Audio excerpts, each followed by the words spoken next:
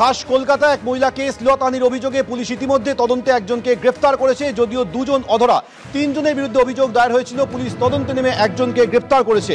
ধৃতের 8 তারিখ পর্যন্ত পুলিশ হেফাজতের নির্দেশ দিয়েছে আদালত। ধৃত গার্ডেন রিচের বাসিন্দা আলতাফ আলম। দুজনকে এখনো পুলিশ ধরতে পারেনি, তাদের খোঁজে তল্লাশি চলছে। ইএম বাইপাস থেকে মহিলাকে জোর করে গাড়িতে তোলার অভিযোগ ওঠে। গাড়িতে তুলে মাদক খাইয়ে শ্লীলতাহানি করা হয়।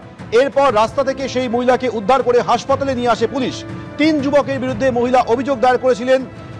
অভিযোগ দায়েরের পর তদন্ত শুরু করে পুলিশ। একজনকে গ্রেফতার করা হয়েছে, বাকি 2 জনের এখনো কোনো খোঁজ পাওয়া যায়নি।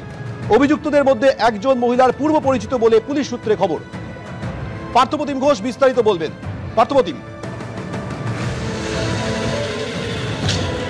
দেখো, একেবারেই আলতাফ আলমকে গ্রেপ্তার করা হয়েছে। পুলিশ জানিয়েছে বাকি আরও 2 অভিযুক্ত রয়েছে, তাদের খোঁজে বিভিন্ন জায়গায় তল্লাশি সেটা চলছে। কিন্তু এক্ষেত্রে যে বিষয়টা তবে বলবো, আলতাফকে আজকে গ্রেপ্তার করার পর পুলিশ আলিপুর আদালতে পেশ করে নিজেদের হেফাজতে চায় এবং সেক্ষেত্রে কিন্তু আগামী 8 তারিখ পর্যন্ত নিজেদের হেফাজতে পেয়েছেন তদন্তকারীরা।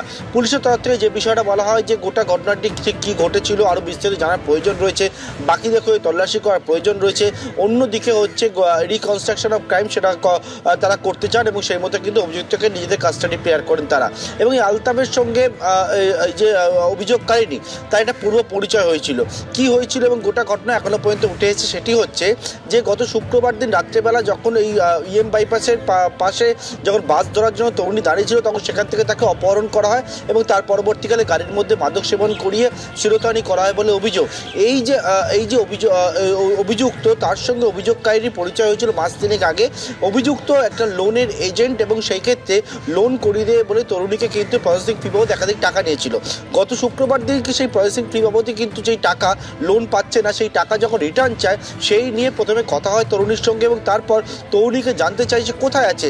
তরুণী জানায় তিনি বাস স্ট্যান্ডে অপেক্ষা করছেন বাস ধরার জন্য। তখন কাছেই ছিল আলতাফ তার বন্ধুর একটা গাড়ি নিয়ে আসে, 3 জন গাড়ির মধ্যে ছিল এবং তখন জোর করে গাড়ির মধ্যে তুলে এই অপহরণের ঘটনাটি ঘটায় এবং তার পরবর্তীতে শ্লীলতাহানি করে বলে অভিযোগ। এবং গোটা ঘটনার পরিপ্রেক্ষিতে পুলিশ জানাচ্ছে আরও বিস্তারিত তদন্তের জন্য অভিযুক্তকে জিজ্ঞাসাবাদ করা হবে এবং সেই মতো আগামী 8ই ডিসেম্বর পর্যন্ত নিজেদের কাস্টাডিতে পেয়েছেন তদন্তকারী আধিকারিকরা। সৌমেন। পার্থপ্রতিম, ধন্যবাদ। সরকারি আইনজীবী কি বলেছেন শুনুন। এই ভদ্রমহিলা ভিকটিম, তাকে কিছু একটা জোর করে তো গাড়িতে তোলা হয়েছে সেটা পাচ্ছি। গাড়িতে তোলার পর তাকে জোর জবরদস্তি কিছু ওষুধ খাওয়ানো হয়েছিল যে যার কারণে সে মানে অচৈতন্য হয়ে পড়ে। তারপরে তার সাথে দুর্ব্যবহার করা হয়। এগুলো সবগুলোই পাচ্ছি আমরা।